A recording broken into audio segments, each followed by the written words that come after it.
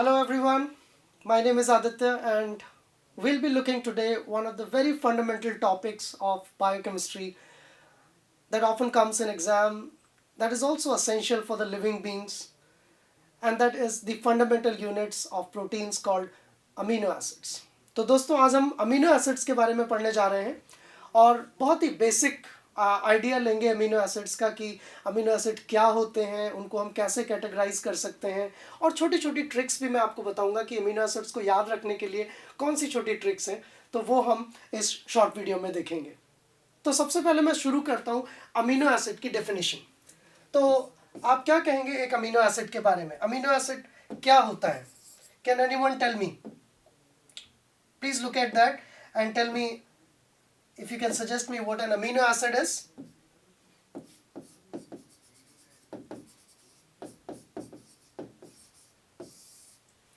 Yes, anyone please? So इसका answer जो है अमीनो एसिड क्या होते हैं, इसका आंसर इसी में छुपा हुआ है, अमीनो एन एसिड। केमिस्ट्री अगर आप लोग पढ़ते हैं तो आपने पढ़ा होगा कि केमिस्ट्री में कुछ कंपाउंड्स होते हैं जिनमें एक फंक्शनल ग्रुप होता है NH2. This is primarily known as amino group. और एक दूसरा ग्रुप होता है जिसका नाम है कार्बोक्सी ग्रुप। तो इसको इन जनरल हम कहते हैं acid group. I mean compounds which contain this group are known as carboxylic acids in chemistry and compounds which contain this group are known as amino compounds. अब जिन molecules में ये दोनों group एक साथ होते हैं they are defined as amino acids. तो ये तो बात हुई अमीनो एसिड की डेफिनेशन की कि अमीनो एसिड क्या होते हैं, ये आपको समझ आ गया by definition. Compounds which contain an amino group and a carboxyl group will be called as amino acids. अब हम थोड़ा आगे चलते हैं और बात करते हैं कि जो बायोलॉजिकल सिस्टम्स हैं, क्योंकि अमीनो एसिड एक बायोमोलिक्यूल का इंटीग्रल पार्ट है, प्रोटीन्स का, उसकी सब यूनिट बनाता है। तो प्रोटीन्स के अंदर जो अमीनो एसिड्स हैं वो बायोलॉजिकल सिस्टम्स में कितने होते हैं, ये एक बहुत इंपॉर्टेंट क्वेश्चन है। How many amino acids do you know? Can anyone answer this? बहुत ही जनरल क्वेश्चन। कितने अमीनो एसिड्स आप लोगों को पता है? कितने अमीनो एसिड आप जानते हैं? Anyone please? ठीक है, कुछ का आंसर है 20, कुछ का आंसर है 22। ठीक है, आपने थोड़ा ज़्यादा पढ़ाई की है, आप शायद सेरीन और जो सेलेनोसिस्टीन है और पायरोलाइसिन है उसको इंक्लूड करके 22 बता रहे हैं। लेकिन मैं कहूँगा कि दोनों आंसर गलत है। सही आंसर क्या है? बायोलॉजिकल सिस्टम में करीब करीब 1000 अमीनो एसिड्स होते हैं। 1000, अस्टाउंडिंग नंबर। सोचा था कभी आपने?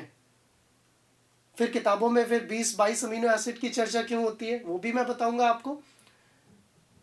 तो जैसा कि मैंने कहा आपको डेफिनेशन से, any molecule that contains an amino group and that has an acid group can be called as amino acid. तो जरूरी नहीं है कि आप हमेशा एलानिन को अमीनो एसिड कहें, आप ग्लाइसिन को अमीनो एसिड कहें, और भी बहुत सारे मॉलिक्यूल ऐसे हो सकते हैं जिनमें ये फंक्शनल ग्रुप प्रेजेंट होते हैं। कुछ एक्स्ट्रा एग्जाम्पल्स बताता हूँ मैं आपको जो आप कन्वेंशनली नहीं सुनते हैं। जैसे कि आपने एक मॉलिक्यूल का नाम सुना होगा यूरिया साइकिल में, सिट्रुलिन, और आपने एक नाम सुना होगा ऑर्निथीन। लेकिन जब बायोकेमिस्ट्री में अमीनो एसिड्स की बात की जाती है तो जनरली ये अमीनो एसिड कन्वेंशनल लिस्ट में नहीं आते हैं। ऐसे ही कुछ कंपाउंड्स हैं जो कि एग्रोबैक्टीरियम ट्यूमिफेसियंस के मेटाबॉलिज्म में रोल प्ले करते हैं, ओपाइंस। तो ये सारे भी अमीनो एसिड्स हैं, लेकिन इनकी बात इसलिए नहीं की जाती है क्योंकि हम जब बायोकेमिस्ट्री में अमीनो एसिड्स का डिस्कशन करते हैं we basically rely on those amino acids which are present in proteins. क्योंकि हम इनको एज ए प्रोटीन की सब यूनिट देखते हैं, we don't look them as a metabolite. अगर हम इनको एज ए मेटाबोलाइट देखें तो ऑब्वियसली लिस्ट बहुत लंबी है, 1000 के आसपास अमीनो एसिड्स हैं और आप बहुत सारे मॉलिक्यूल्स को इसमें इंक्लूड कर सकते हैं। तो अगर हम इस बात को समराइज करें कि 1000 अमीनो एसिड्स जो है वो कहाँ कहाँ होते हैं, तो बेसिकली इन 1000 में से अगर मैं डिवाइड करूं तो मैं कहूँगा कि there are approximately 150 amino acids. इन 1000 में करीब करीब 150 अमीनो एसिड्स हैं जो कि प्रोटियोजेनिक होते हैं, यानी कि प्रोटीन्स के अंदर प्रेजेंट होते हैं. लेकिन अब ये सारे के सारे 150 अमीनो एसिड्स ट्रांसलेशन के टाइम पर प्रोटीन में नहीं लगते हैं. इनमें से बहुत ही कम, दैट इज 22 अमीनो एसिड्स, जो आपने शुरू में आंसर बताया था, वो नंबर है जो प्रोटीन्स में ट्रांसलेशन के टाइम पर इनकॉर्पोरेट होते हैं. And that's why these amino acids are named as standard amino acids. इसलिए इनकी चर्चा इतनी ज्यादा की जाती है बायोकेमिस्ट्री की बुक में, क्योंकि बायोकेमिस्ट्री में जब हम बायोमोलिक्यूल्स पढ़ते हैं तो प्रोटीन्स को हम अमीनो एसिड का पॉलीमर की तरह स्टडी करते हैं. और प्रोटीन्स जो हैं they are made up of as many as 150 amino acids. And during the process of translation, जब ट्रांसलेशन होता है तो केवल 22 अमीनो एसिड्स हैं वो इनकॉर्पोरेट होते हैं. बाकी कहाँ से आते हैं फिर? ट्रांसलेशन के टाइम पे तो प्रोटीन बन गया, अब उसमें बाद में कहाँ से नया अमीनो एसिड बीच में आ जाएगा? तो अमीनो एसिड कई बार मॉडिफाई भी हो सकते हैं. जैसे जब आप आगे पढ़ेंगे तो एक एग्जाम्पल है कोलेजन का, जहाँ पर कई जगह प्रोलीन रेजिड्यूज लगे रहते हैं, प्रोलीन अमीनो एसिड्स लगे रहते हैं, लेकिन ट्रांसलेशन होने के बाद इन प्रोलीन्स पर हाइड्रोक्सिलेशन हो जाता है, तो ये बन जाता है हाइड्रोक्सी प्रोलीन. इस तरह से एक नया अमीनो एसिड क्रिएट हो गया ट्रांसलेशन के बाद. तो that's why this number goes up. 22 amino acid जो है वो तो इनकॉर्पोरेट हुए ट्रांसलेशन के टाइम पर, लेकिन कुछ बाद में मॉडिफाई भी होते हैं. Not only proline but there are many other amino acids which get modified, और इस वजह से ये नंबर 150 तक पहुंच जाता है. लेकिन क्योंकि जब स्टैंडर्ड अमीनो एसिड्स की बात आती है तो इनका basic structure, and these are also most abundant amino acids in proteins, therefore most of the biochemistry books will talk about 22. और इन 22 के अंदर भी एक राज की बात है. वो राज की बात क्या है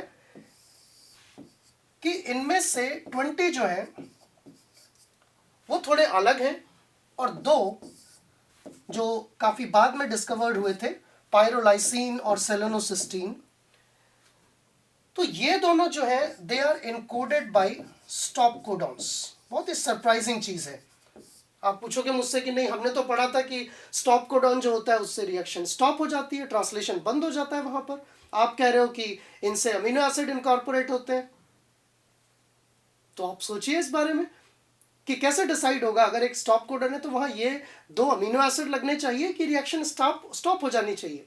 वो मैं आपको किसी अगले वीडियो में समझाऊंगा कि कैसे सेलेनोसिस्टीन और पायरोलाइसिन जो है वो इनकॉर्पोरेट होते हैं स्टॉप कोडॉन को यूज करके. That's an interesting question, we will see at later point of time. But these 20 amino acids out of 22 are encoded by standard codons. जो standard codons हैं उनकी मदद से ये incorporate होते हैं. तो ये तो हो गया एक नंबर की बात, अमीनो एसिड के नंबर की बात हो गई. इतना डिस्कशन मुझे लगता है आपके लिए यूजफुल रहा होगा. आपको थोड़ा समझ आया होगा कि अमीनो एसिड किसे कहते हैं और कितने अमीनो एसिड्स नेचर में होते हैं. अब थोड़ा आगे की बात करते हैं, और आगे की बात यह है कि अमीनो एसिड्स के साथ एक टर्म यूज किया जाता है बायोलॉजी में, and that is alpha L amino acids. अब ये क्या चीज है? अल्फा का क्या मतलब है, एल का क्या मतलब है? क्या ये बीटा भी हो सकता है, क्या ये गामा भी हो सकता है, क्या ये एल की जगह डी भी हो सकता है? इस पर थोड़ी चर्चा करते हैं. तो अगर हम अमीनो एसिड का एक जनरल स्ट्रक्चर ड्रॉ करें, वी विल सी दैट बीच में एक कार्बन है, और ये कार्बन 2 फंक्शनल ग्रुप से जुड़ा हुआ है. जैसा कि मैंने बताया, एक फंक्शनल ग्रुप इसमें है carboxy group which is acid group, और दूसरा फंक्शनल ग्रुप है दैट इज अमीनो ग्रुप, जिसकी वजह से इसको क्या कहते हैं, अमीनो एसिड कहते हैं. हम बाद में देखेंगे कि ये जो अमीनो ग्रुप होता है ये बेसिकली NH2 ना होकर इसको हमें करेक्टली लिखना चाहिए NH3+, और अगर यहाँ NH2 लिखते हैं तो यहाँ CO- होना चाहिए. वो एक आगे का डिस्कशन है. लेकिन कार्बन की वैलेंसी होती है 4, तो एक वैलेंसी को सेटिस्फाई करने के लिए हाइड्रोजन होना ही चाहिए, यानी कि ये तीन चीजें किसी भी अमीनो एसिड में कॉमन होती हैं, किसी भी अमीनो एसिड में। लेकिन अमीनो एसिड्स में डिफरेंशिएट करने वाली जो चीज़ है, जिसकी मदद से हम अलग अलग टाइप के अमीनो एसिड डिस्क्राइब करते हैं, वो है इस कार्बन पर लगी हुई साइड चेन। तो कौन कौन सी मेन चीज़ें हो गई एक अमीनो एसिड में? एक साइड चेन है अमीनो एसिड में, एक हाइड्रोजन है,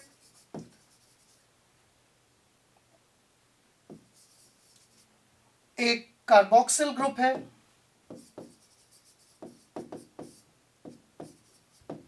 और एक अमीनो ग्रुप है। राइट? ये चार बेसिक कंपोनेंट है एक अमीनो एसिड के।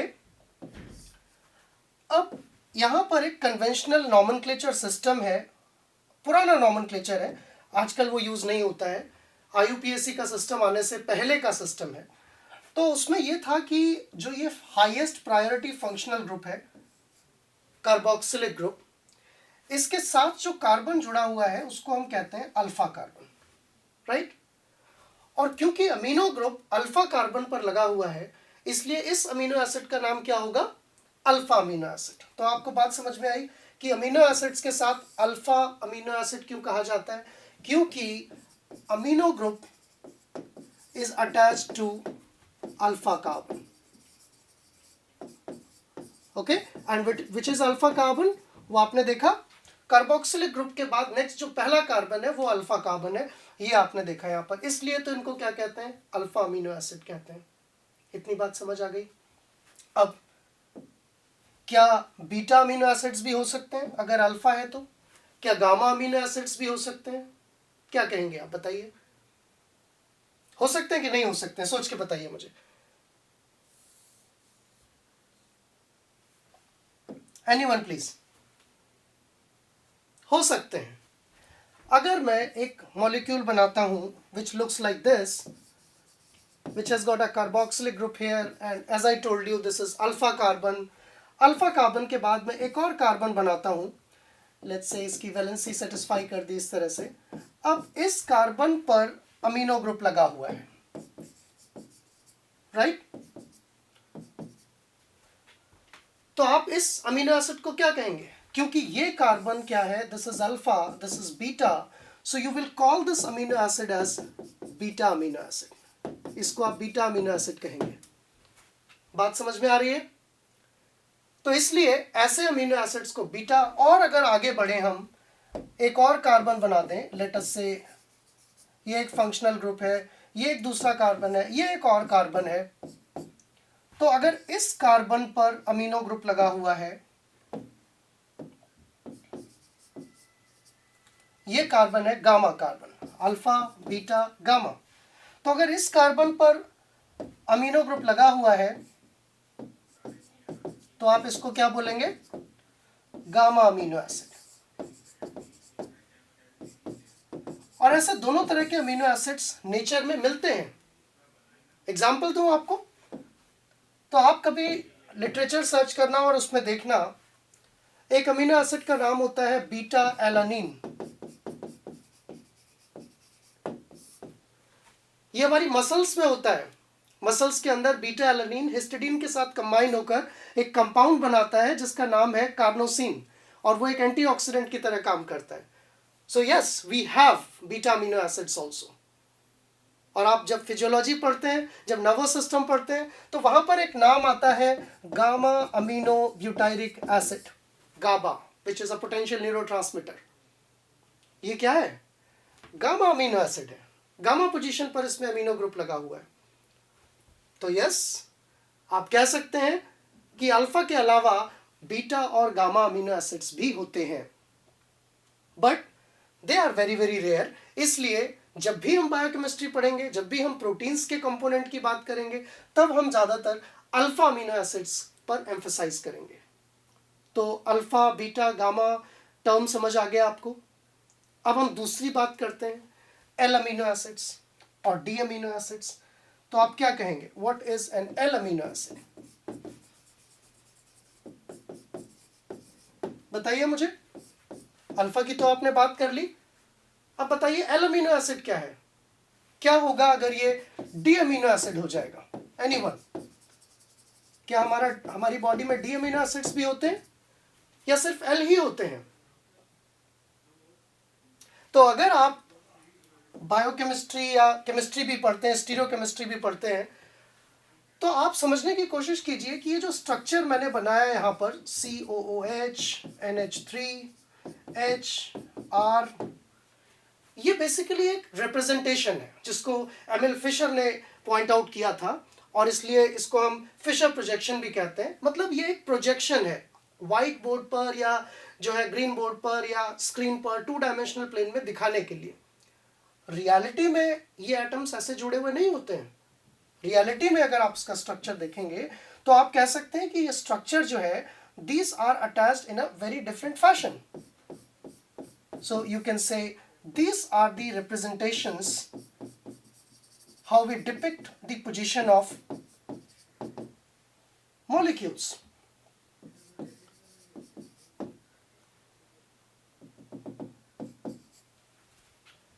That means 4 different groups in an amino acid are arranged tetrahedrally.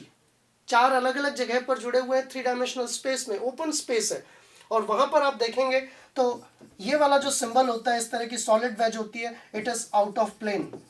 मतलब इस बोर्ड के बाहर की तरफ, इधर की तरफ अमीनो है, हाइड्रोजन अंदर की तरफ है, राइट? तो ये सारे अलग अलग ग्रुप्स में होते हैं, लेकिन इनको सिंप्लीफाई करने के लिए हम ये प्रोजेक्शन यूज करते हैं which is called as Fischer projection. इसको हम फिशर प्रोजेक्शन कहते हैं, राइट? लेकिन there can be alternate arrangements of groups और एटम्स। क्या हो अगर कार्बोक्सी ग्रुप की पोजीशन को अमीनो की पोजीशन से स्विच कर दिया जाए? क्या वो मॉलिक्यूल सेम रहेगा? क्या बोलते हो आप? देखने में तो शायद आपको ऐसा ही लगेगा जैसे ये यहाँ पर अमीनो ग्रुप है। अगर मैं एक दूसरा फॉर्मूला यहाँ बनाऊं लाइक COH की जगह if I write NH3 and if I write COOH here, if I write R here and H here, what would you say about this structure? क्या कहेंगे आप स्ट्रक्चर के बारे में? Is it same or it is different? It is different. ये rotation से नहीं बना है, हमने सिर्फ घुमा नहीं दिया स्ट्रक्चर को। आप घुमा दो तो कोई प्रॉब्लम नहीं है, आई मीन इसको 90 डिग्री ऐसे घुमा दो, इधर घुमा दो, स्ट्रक्चर विल रिमेन सेम। लेकिन the moment when you take this off, इस बॉन्ड को तोड़ के अमीनो को यहाँ से निकालो, इसको तोड़ो, कार्बोक्सी को निकालो और कार्बोक्सी को यहाँ लगा दो, अमीनो को यहाँ लगा दो, तो एक नया स्ट्रक्चर डेवलप होगा और उसको हम कहते हैं ऑल्टरनेट कन्फिगरेशन।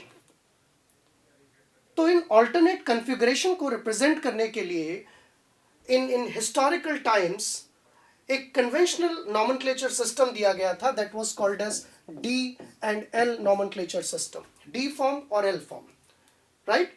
कार्बोहाइड्रेट्स के केस में ये ज़्यादा क्लियर है, हम वहाँ पर डिस्कस करेंगे इनके बारे में और डिटेल में।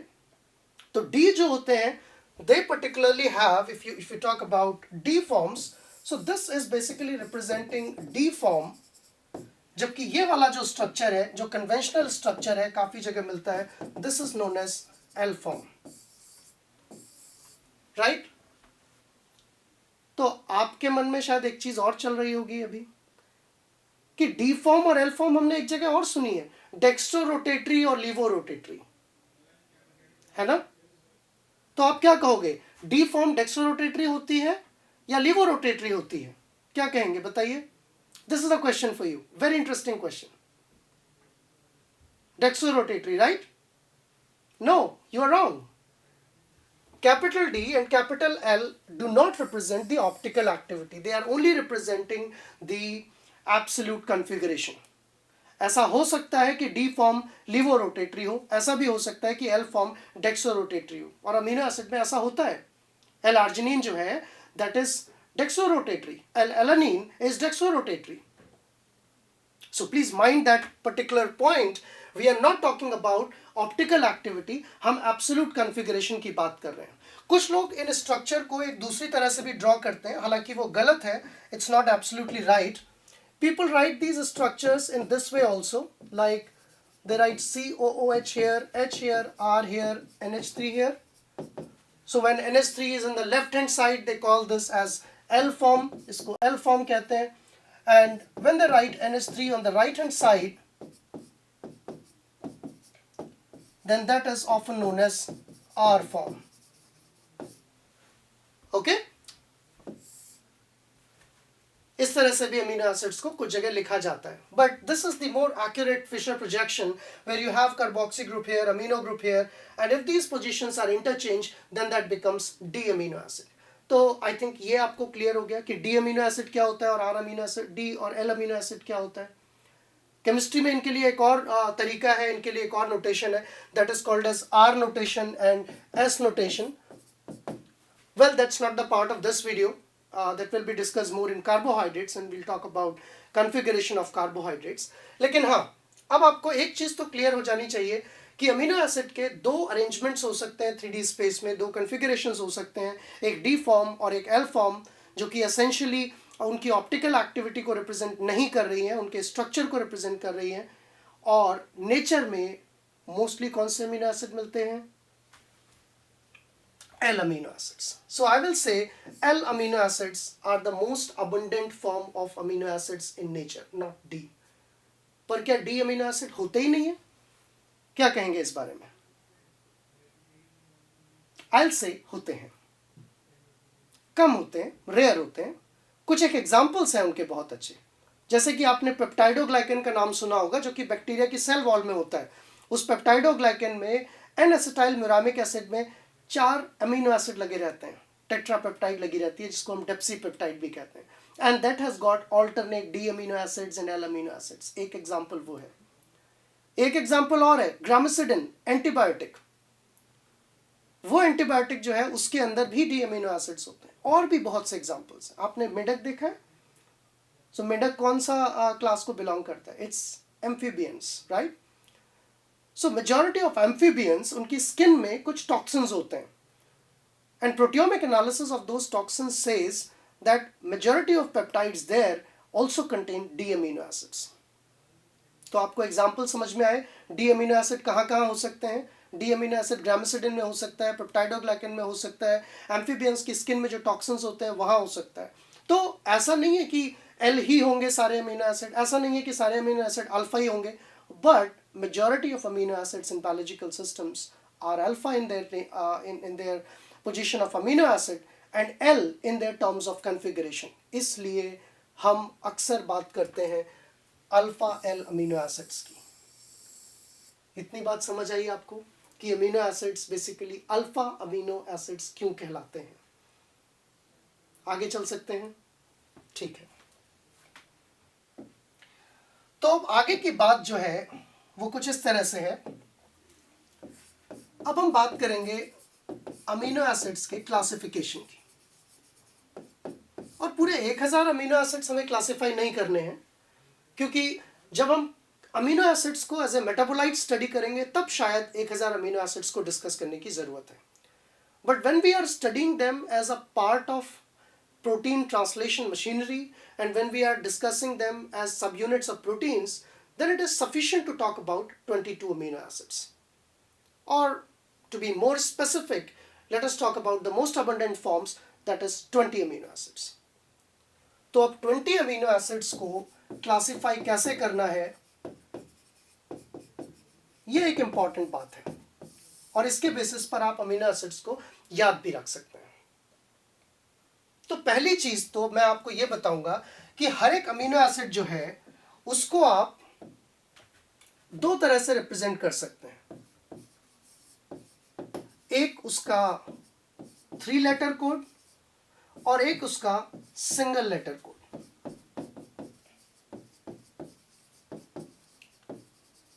Okay?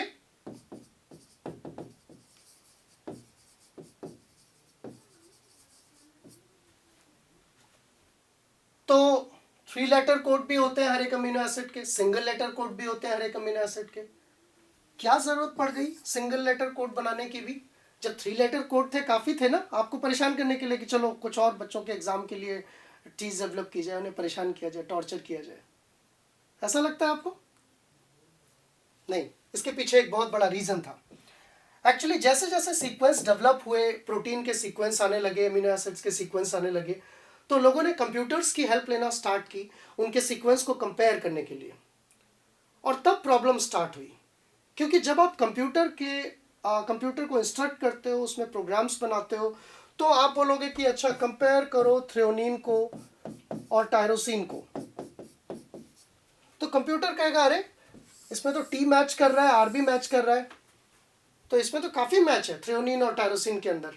It is showing approximately 70% of the match. But ऐसा नहीं है, दोनों अलग अलग नेचर के होते हैं। तो कंप्यूटर में या तो प्रोग्राम डिफिकल्ट बनते या उनकी मैचिंग सिमिलैरिटी सर्च के एल्गोरिथम्स डिफिकल्ट होते। तो लोगों ने कहा कि ये सिस्टम खत्म करो, हर एक अमीनो एसिड के लिए सिंगल लेटर कोड लेकर आओ। And that was a very famous scientist Margaret Dayhoff, who is also known as the father of bioinformatics. तो उन्होंने सिंगल लेटर कोड का स्टार्ट किया, उन्होंने इसको एडवेंट किया उसका। तो अब मुझे बताइए कि अगर सिंगल लेटर कोड जो है हर एक अमीनो एसिड को दिए जाएंगे तो टोटल 20 अमीनो एसिड्स हैं, है ना? और इंग्लिश में लेटर कितने, अल्फाबेट कितने इंग्लिश में? 26. So you have 26 alphabets, but you have 20 amino acids to be named, right? तो 6 लेटर बचेंगे जो कि स्टैंडर्ड अमीनो एसिड्स के नाम में नहीं आते होंगे। उस पर देखिए कितना इंटरेस्टिंग आपसे क्वेश्चंस पूछे जा सकते हैं इसी बात को लेकर। तो मैं क्वेश्चन देता हूं आपको,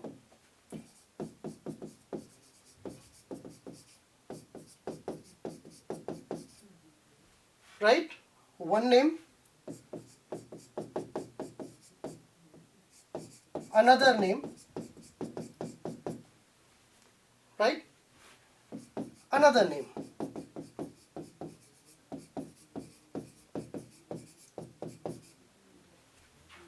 What do you say? If I ask you which of them doesn't represent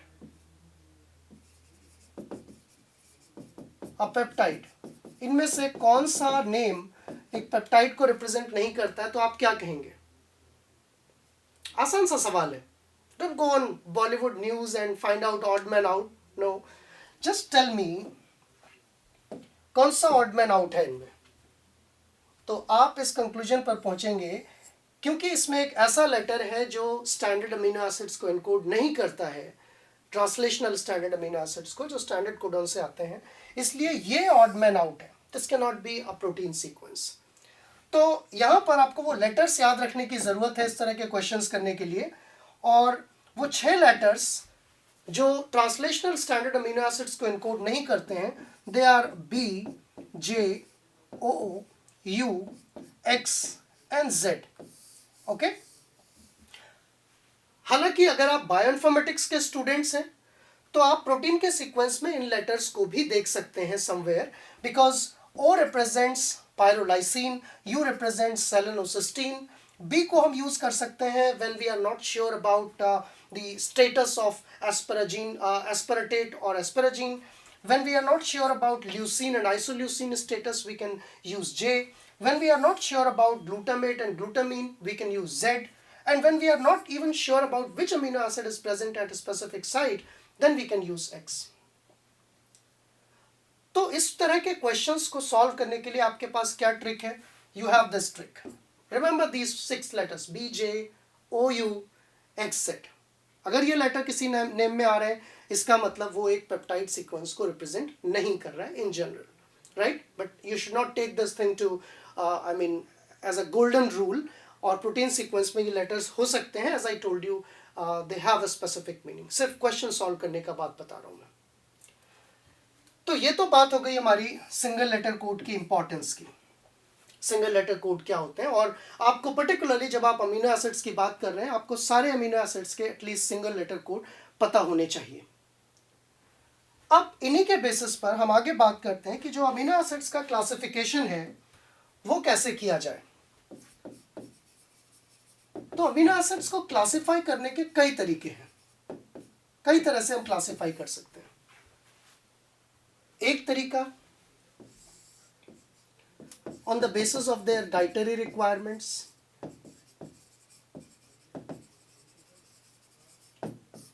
मतलब उनकी डाइट में कैसे ज़रूरत है ह्यूमंस के लिए, हमको वो चाहिए कि नहीं चाहिए। तो हम कह सकते हैं उनको 2 नाम दे सकते हैं, असेंशियल और नॉन असेंशियल।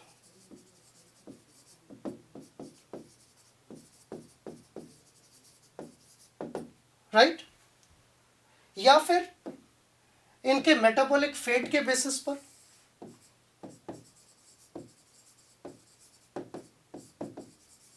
मतलब जब एक अमीनो एसिड ब्रेकडाउन होगा, डिग्रेड होगा, तो वो क्या बनाएगा? क्या वो कार्बोहाइड्रेट की बैकबोन्स बनाएगा, कार्बोहाइड्रेट के मेटाबॉलिज्म में चला जाएगा, या एसिटाइल कोएंजाइम में बना के कीटोन्स के सिंथेसिस में हेल्प करेगा? तो उस बेसिस पर हम इनको क्लासिफाई कर सकते हैं as glucogenic, some of them are mixogenic, and some of them are ketogenic. एक और तरीका भी है क्लासिफाई करने का इनको, वो तरीका है on the nature of precursors. मतलब ये किस चीज से बन रहे हैं, कौन सा अमीनो एसिड किस प्रिकर्सर से बन रहा है। तो हम आगे चल के देखेंगे कि अमीनो एसिड जो है जनरली कार्बोहाइड्रेट के मेटाबोलाइट से बनते हैं, जैसे कि या तो ग्लाइकोलाइसिस के इंटरमीडिएट से या टीसीएस साइकिल के इंटरमीडिएट से। तो इस बेसिस पर अमीनो एसिड्स की टोटल 6 फैमिलीज हैं, राइट, देयर आर 6 फैमिलीज।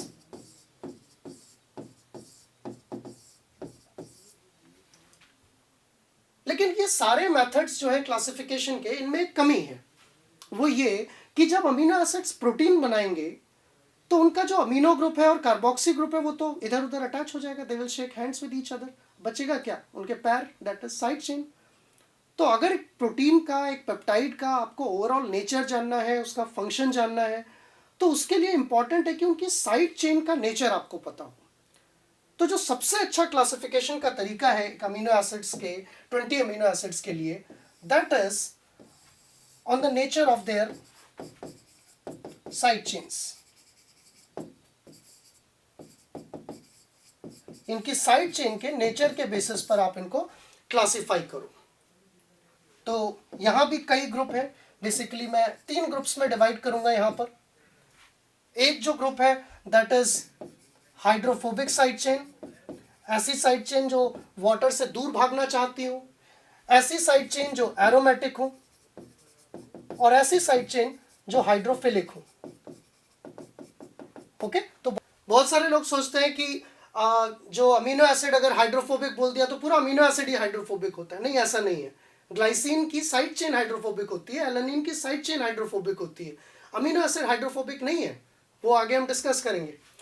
तो इसको अभी हम और डिटेल में जाएंगे, we will talk more on this. लेकिन पहले हम थोड़ा सा ग्लिम्स ले लेते हैं इनका याद करने की, एग्जाम से रिलेटेड छोटी छोटी ट्रिक्स पर। तो यहाँ पर एक मैंने छोटी सी ट्रिक बनाई है आपको याद रखने के लिए, असेंशियल और नॉन असेंशियल को। असेंशियल अमीनो एसिड्स और नॉन असेंशियल में डिफरेंशिएट करने के लिए आप क्या याद रख सकते हैं, एक छोटा सा एक्रोनिम है, दूध पियो, हैव मिल्क, अपना होमवर्क करो, और फिर एफटीवी देखो। मजा आया? अच्छा लगा? Have milk, do the homework and watch FTV. तो as I told you, every amino acid has got a single letter code, that is methionine, isoleucine, leucine, lysine, tyrosine, histidine, tryptophan, phenylalanine, threonine and valine। ये सारे क्या है? Essential amino acid है। Essential इसलिए क्योंकि इनको हमें डाइट में लेना जरूरी है, हम इन्हें खुद नहीं बना सकते। अब जो बाकी बचे 10 ये हो गए, बाकी जो 10 बचे वो कहलाते हैं नॉन असेंशियल। तो अगर आपके एग्जाम में कभी कोई क्वेश्चन होता है कि which of the following is essential amino acid, which of the following is non essential amino acid, आसान है आपको आंसर करना। Just remember this: have milk, do the homework, and watch FTV. Right? यहां पर एक छोटा सा पॉइंट मैं आपको बताना चाहूंगा कि हिस्टिडीन जो है, इसके साथ साथ एक और यहां से दूसरा अमीनो एसिड आता है आर्जिनिन। इन दोनों को कुछ लोग सेमी असेंशियल भी कहते हैं। इसका रीजन ये है कि हिस्टिडीन केवल चाइल्डहुड में चाहिए होता है, बच्चों को चाहिए। Adults can manage having histidine synthesize themselves. Arginine जो है वो चाहिए नहीं, हम बना सकते हैं, लेकिन फिर भी उसकी डाइटरी रिक्वायरमेंट कभी कभी होती है। रीज़न इज कि आर्जिनिन काफ़ी कुछ अमाउंट में यूरिया साइकिल में और नाइट्रिक ऑक्साइड की सिंथेसिस में कंज्यूम होता है। तो जब उसकी डिमांड ज़्यादा होती है, जब कंजम्पशन ज़्यादा होता है, तब उसको हमें रिक्वायर्ड होता है डाइट में। इसलिए इन दोनों को हम सेमी एसेंशियल की कैटेगरी में भी रखते हैं। अब इधर आ जाइए कीटोजेनिक और मिक्सोजेनिक, ग्लूकोजेनिक। तो मैं पाथवे पर आज नहीं जा रहा हूं, लेकिन आप इतना समझ लीजिए कि अमीनो एसिड्स जब डिग्रेड होते हैं, जब ब्रेक डाउन होते हैं, तो वो या तो कीटोन की तरफ जाते हैं, that means they make acetyl coenzyme and that goes into ketone synthesis, या फिर वो ग्लूकोज के इंटरमीडिएट्स, कार्बोहाइड्रेट के इंटरमीडिएट्स बना सकते हैं, क्योंकि वो उसी से बनते हैं। तो whether they make glucose intermediates और whether they make acetyl coenzyme, इस बेसिस पर उनको ग्लूकोजेनिक या कीटोजेनिक कहा जाता है। लेकिन कुछ अमीनो एसिड ऐसे होते हैं जो दोनों तरह की चीजें बनाते हैं, उनको हम मिक्सोजेनिक कहते हैं, right. So we have a acronym, इसका भी एक शॉर्टकट है। कैसे याद रख सकते हैं आप? Pure ketogenic. दो तरह के अमीनो एसिड्स हैं जो प्योर कीटोजेनिक हैं। नाम बताइए इनका। एलके का मतलब क्या हुआ, सोच के बताइए जल्दी से। एल इज ल्यूसीन एंड के इज लाइसीन। तो ल्यूसीन लाइसीन प्योरली कीटोजेनिक है। ऐसे ही आपको मिक्सोजेनिक याद रखना है, तो 50 याद कर लीजिए। Okay, 3 aromatic amino acids, tryptophan, phenylalanine, tyrosine, threonine and isoleucine. Sorry, ये होगा 50 TI। So threonine, isoleucine, tryptophan, phenylalanine, all these 5 amino acids are called as mixogenic amino acids. इनको हम क्या बोलते हैं? mixogenic amino acids बोलते हैं। बाकी जो बचे all remaining, तो आपको 20 के अगर लेटर्स याद है, आपको याद है LK जो है वो कीटोजेनिक है, 50 जो है मिक्सोजेनिक है, बाकी जो बचे वो क्या हो जाएंगे? ग्लूकोजेनिक हो जाएंगे। ये तरीका याद हो गया आपको, ठीक है। अब देखते हैं हम ये 6 फैमिलीज जो हैं अमीनो एसिड्स की। तो जो 6 फैमिलीज हैं, इनको हम कुछ इस तरह से डिवाइड कर सकते हैं। पहली फैमिली जो है, एक फैमिली कहलाती है सेरीन फैमिली, ओके, उसमें सेरीन एक प्रिकर्सर होता है। एक फैमिली कहलाती है पायरुवेट फैमिली, ओके। एक फैमिली है हिस्टिडीन फैमिली, एक फैमिली है ग्लूटामेट फैमिली, एक फैमिली है एस्पार्टेट फैमिली, और एक फैमिली है एरोमेटिक फैमिली, राइट। तो ये फैमिलीज हैं। अब देखिए इनके शॉर्टकट ट्रिक्स बताता हूं मैं, कैसे आप इनको याद रख सकते हैं। तो आप सेरीन फैमिली के लिए एक शॉर्टकट याद रखिए, GSC। MSc कर रहे हैं ना आप लोग, GSC याद रख लो, GSC serine family. Pyruvate family के लिए याद रख लीजिए आप वेल, मतलब इसमें वेलिन है, एलानिन है और ल्यूसीन है। इसमें ग्लाइसिन है, सेरीन है और सिस्टीन है, okay. Histidine family one man army है, अकेली फैमिली है, इसके अंदर और कोई नहीं है, सिर्फ हिस्टिडीन ही है, राइट। जबकि अगर आप ग्लूटामेट फैमिली की बात करेंगे,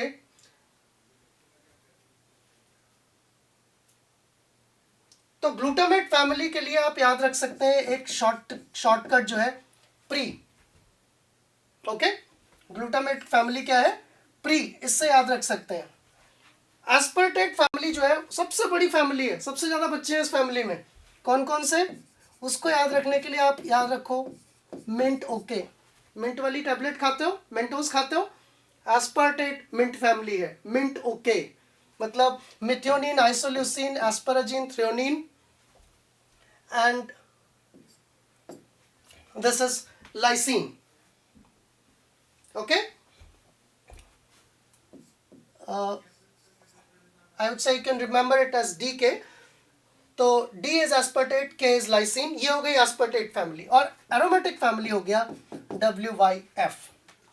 तो कैसे याद रखना है, दोबारा से मैं बताता हूं आपको। सेरीन फैमिली GSC, MSc कर रहे हो। Pyruvate family val, right, valine, alanine, leucine. Histidine family अकेला मेंबर हिस्टिडीन।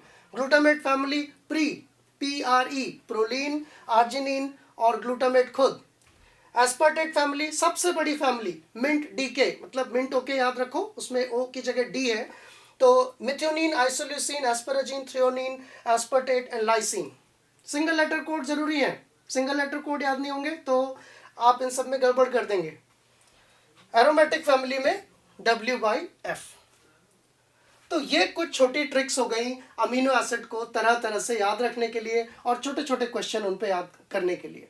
कुछ फैक्ट भी है अमीनो एसिड के बारे में, जैसे ग्लाइसिन जो है वो सबसे छोटा अमीनो एसिड है, इसमें कोई कायरल एक्टिविटी नहीं होती है। ट्रिप्टोफैन सबसे बड़ा अमीनो एसिड है, सबसे ज़्यादा अबंडेंट अमीनो एसिड ल्यूसीन होता है, राइट, जिसमें 2 कायरल सेंटर होते हैं, वो आइसोल्यूसिन और थ्रियोनिन होते हैं। सबसे पहले डिस्कवर किया जाने वाला अमीनो एसिड जो है वो एस्पराजीन था। टायरस यानी कि चीज़ में जो अमीनो एसिड मिलता है वो टायरोसिन होता है। सबसे ज़्यादा हाइड्रोफिलिक अमीनो एसिड जो है वो आर्जिनिन है। सबसे ज़्यादा हाइड्रोफोबिक अमीनो एसिड जो है वो आइसोल्यूसिन है। तो ये कुछ छोटे छोटे फैक्ट्स अमीनो एसिड के बारे में जो आपको पता होने चाहिए। आई थिंक ये आपके लिए यूजफुल रहा होगा। अब हम बात करते हैं फाइनली इस बारे में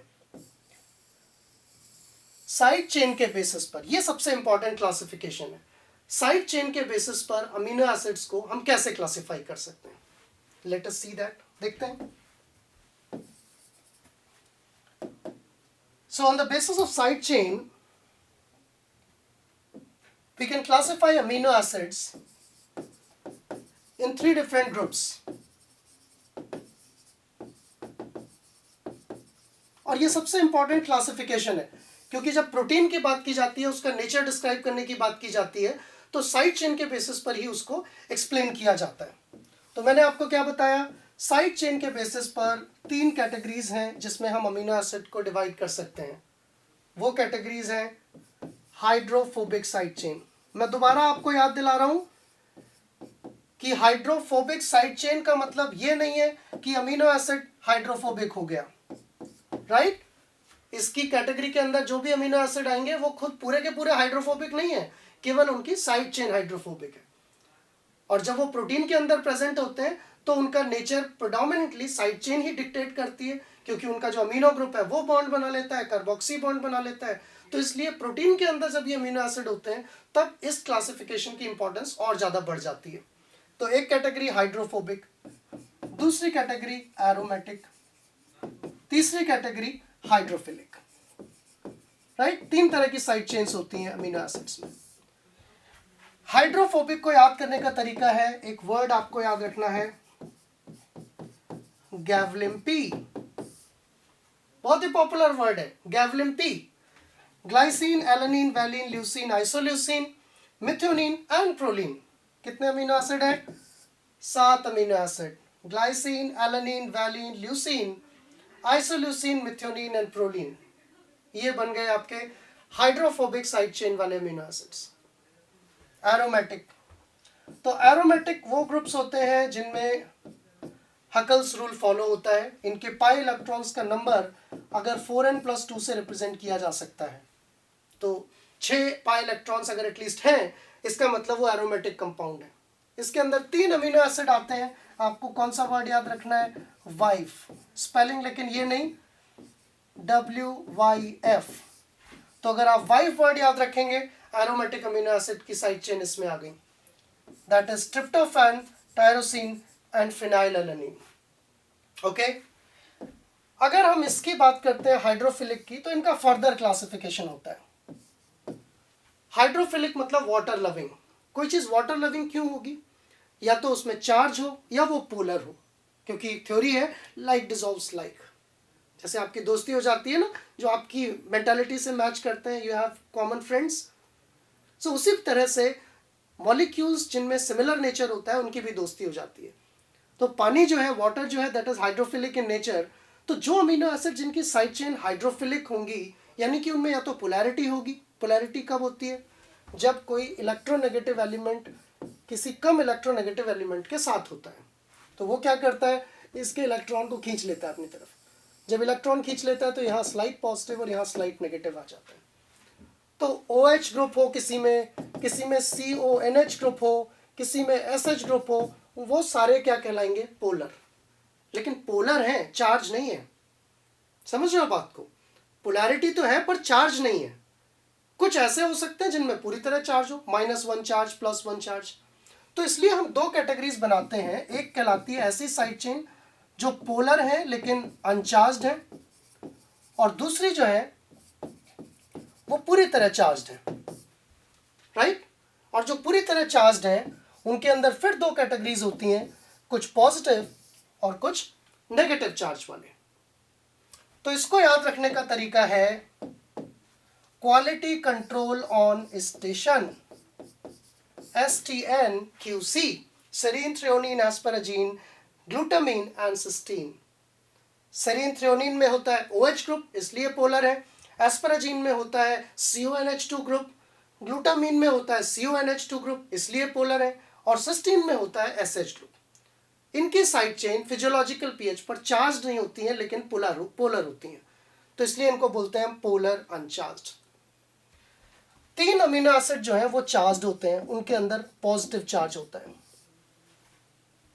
SRK को याद करते होगे आप, शाहरुख खान. HRK को भी याद कर लो, ऋतिक रोशन को. HRK याद रखोगे तो आपके पॉजिटिवली चार्ज अमीनो एसिड आ गए यहाँ पर. HRK means histidine, arginine, lysine, and these have NH3 plus side chains, therefore their side chains are positive. और लास्ट में बचता है आपकी दीदी को याद कर लो, DE, that is aspartate and glutamate, aspartic acid and glutamic acid. इनकी साइड चेन कैसी होती है? नेगेटिव साइड चेन होती है. ओके, तो ये है हमारा अमीनो एसिड्स का classification on the basis of their side chains. यानी कि गैवलिन P आपने याद कर लिया, वाइफ आपने याद कर लिया, फिर क्वालिटी कंट्रोल ऑन स्टेशन, फिर HRK और फिर DE. कोई भी क्वेश्चन आप गलत नहीं करेंगे. प्रोटीन का नेचर कभी भी जानना हो, जो प्रोटीन हिस्टोन के अंदर होगा उसमें कौन से अमीनो एसिड होंगे?